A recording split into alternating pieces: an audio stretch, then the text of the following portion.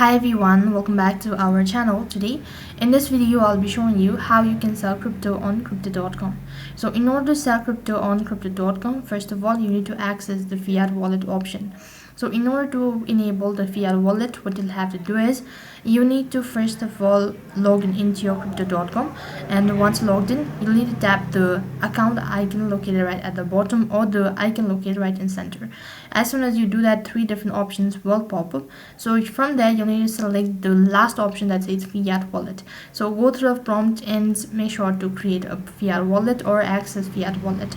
After you've done that, or after you've accessed the fiat wallet, you'll need to log in back or head over to your home page once again, and from there you need to go ahead and tap the trade icon located in the top left hand side. So as soon as you do that, on the lower half of your screen you'll be able to find an option as either to buy or sell. Since you're selling crypto, so select the sell button.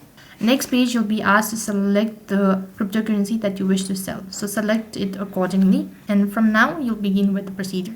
So first of all you need to access fiat wallet, and after that you need to enter the crypto amount that you wish to sell, and once you're done confirming, tap the sell button located right at the bottom. So as soon as you've done that, there will be some sort of confirmation.